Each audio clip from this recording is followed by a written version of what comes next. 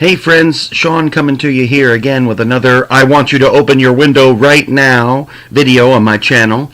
And this is breaking news. I want everyone to know about some of the sort of poorly intentioned, malicious people that are coming to town here in D.C. A lot of these groups are organized, anti-capitalist, anti-American, sort of pro-communist groups, agitator types, paid trolls. These are the people that spend the George Soros money, the Acorn money. But they're all coming to D.C., and they're not coming here to protest the inaugural of Donald Trump or to speak out about their feelings on a particular issue. They're here to cause chaos, to damage our city and our national reputation, and to hurt people intentionally. And if you're not familiar with James O'Keefe and Project Veritas, he's a great guy. He appeared on InfoWars in an interview yesterday to talk about this new research that his organization, Project Veritas, has done to really blow the lid off this. And if you're hearing reports in mainstream media right now, you're hearing people from the groups sort of try to discredit these reports and say, oh, they were just joking, they were just stringing him along, you know, they knew they were being set up, so they were doing outrageous stuff. And I'm here to tell you, I've put the full videos of these exposés in the comments of this video I'll post tonight. But that's not true. I think you really need to look at this yourself. For example, he did some videos in the campaign that kind of showed the behind-the-scenes tricks that they were playing during the election, paying people to cause fights at Trump rallies and other various sort of dishonest tactics designed to hurt people and cause trouble and then blame it on others. He's also very famous for doing his videos concerning the practices of Planned Parenthood. And one of the talking points you'll hear from people who don't like the conclusions that those videos show is that he edited the video, he in some way is misinforming his viewers. But you notice that they're never specific about what that means. What do you mean he edited the video? The video shows what it shows. What is there supposed to be another clip that says, oh, we were only joking? So I think if you really break it down, when people try to discredit James O'Keefe, he's very credible, and I have found him to be extremely credible in my own research. And so when he says something like this, I listen. So here's a segment of his interview with InfoWars describing what he's found and what his reports are about. And I'm going to encourage you to watch them, but enjoy this part. And we have another video coming out here momentarily that will show not just the butyric acid aspects, but they're also going to try to shut down the railroads. Wow. And they're going to try to disrupt public transportation. And these groups, this is not just an isolated group. This Anti-Fascist League works with a bunch of different other groups. The League of Conservation Voters in California, Workers of the World Party. And by the way, it's kind of ironic that the anti-fascists are planning on gassing people. I mean, I hate to make a joke, but in the HVAC system, it's just bizarre.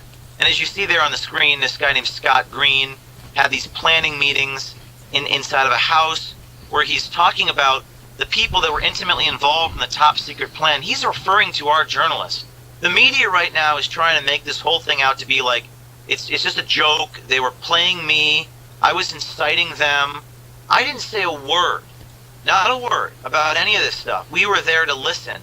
And one of our people did get compromised and did get found out. But we had more people who were on the inside. And they were telling us all these plans, and we just listened. And then they sent a follow-up email on January 21st and said that, quote, the recon went pretty well. We left with confidence that we can accomplish our objective with no negative consequences for our side, CCing our journalist. So their excuse that they were playing along turns out to be a total fraud. There you have it right there. Scott Green CCing our journalist on that. God, your producers are great, by the way. And that was fast. Yeah, they were fast. CCing our journalist, Tyler. We use the name Tyler, and it's in one of the email addresses. So there it is, Tyler Marshall, 1992, was our journalist playing that role. And why would he be sending emails to the entire group?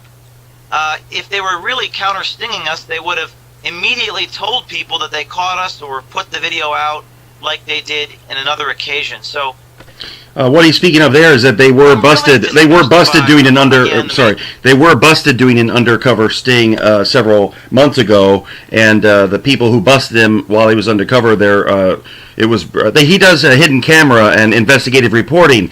Sort of like 60 Minutes used to do, like the mainstream media that used to be critical of people used to do, but they don't anymore. So it falls to independent journalists, people like you and me, citizens. So that's him telling about it. So when you hear that, this is discredited, Project Veritas tells lies, they edit their videos, take those dismissals with a grain of salt and ask whoever's telling you that for an example of what got distorted. And I think you'll find them stammering like, because they don't know what the heck they're talking about. It's a talking point.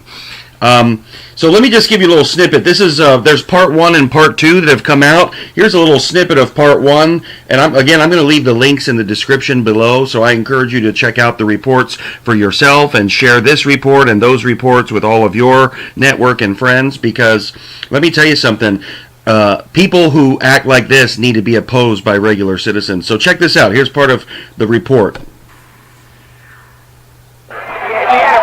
Might have butyric acid. I don't care how big the building is, it's closing. It's staying closed for a while. And this stuff is it's very efficient. It's very, very smelly. It lasts a long time. And a little and it goes a long way. I know. I'm trying to think through how to get all the surface off the board. There's usually a piece of fusible metal or a piece of glass with liquid in it that'll blow. This is undercover video of potential criminal acts being planned. These organizers and activists are talking about setting off butyric acid into the ventilation system and setting off fire alarm sprinklers at a Trump inaugural ball later this week. What you're about to see is part 1 of our hidden camera investigation into the groups and organizations that seek to cause havoc and violence at the Trump inauguration in Washington, D.C. I, Ronald Reagan. I, George. All right, so there you go. That'll whet your appetite a little bit for the report. I find it very fascinating that everyone tries to discredit this guy, but if you really take time to watch these reports, I'm going to give you a little excerpt from part 2 now that just came out today. You'll see he's got these guys dead to rights. They're scumbags. He's got them on tape, and for them to go on mainstream media today and say, we were just joking, I don't think so. Take a look at this. We do have a lot of ideas for plans, and ultimately we just need people to be able to execute them. One of the things that we're also talking about doing is shutting down the metro. That's going to require some teamwork, probably a rehearsal maybe, but it's possible, and we can do it. We have these plans more or less laid out. We just need people to kind of execute them.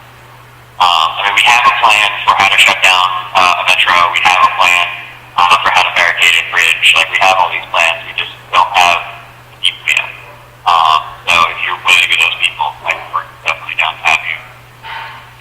These groups would be nothing without their volunteers. We also spoke to the professional protesters who make these plans a reality. You guys just do this on your own too? Yeah. How's that? We've been traveling the country since he's been traveling since the RNC. I've been traveling since the DNC. Well, I don't think I got your last name. I'd rather not give my last name. Just like Kane. Okay. Kane. Okay. Good. We were all at Standing Rock. The two of us were there for over 3 months. It's gonna be a fucking shit show, but a great time.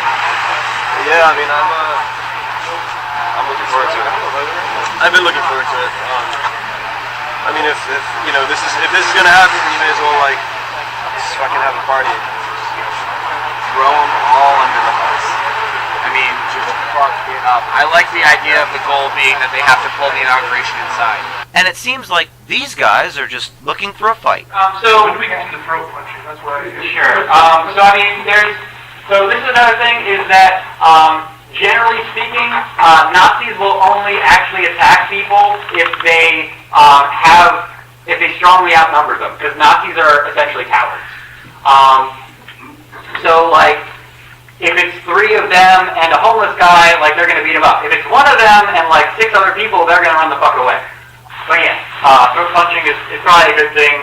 So in terms of more of this, generally, actually how to talk to them, say, you and a group encounter a group of Nazis, and they're like having a rally or being like very loud with their views, how should you engage them? I would say that's where you do the throat punching. I'm going to be honest. Okay. Peaceful protesting is protected under the First Amendment, but these activities seem to be anything but peaceful. I mean, that's right. You heard they're doing a training class, and they literally said, like, oh, if we come up with someone who's expressing their views loudly, what should we do? And the organizer of this group told them to throat punch them, hit them, you know. And these are the tolerant liberals, the tolerant left that thinks the Trump supporters are so scary and gonna devolve everything into like a real mess in our society. Well, I think we know who the real agitators are, and hopefully with the bikers coming to town, we'll be able to keep these kind of little pieces of shit, pardon my French, in check. So spread it around, let everybody know what's going on. I hope you've enjoyed this report. Again, I'm going to link the original work. Special thanks to James O'Keefe, who does let bloggers like me use his material to spread it. I just showed clips because I want you to go watch his stuff live and in full resolution. And I really hope that this report helps spread the word. Thanks again for tuning into the I Want You to Open Your Window Right Now channel. And if you don't get the reference on that, it's from the Film Network in 1980. I encourage you to watch my first video where I do explain that in great detail. Once again, thanks for tuning in. And I didn't even have to get dressed, so I'm just wearing my comfy clothes. So I'm not going to smile at you today. So I'm signing off. We'll see you next time.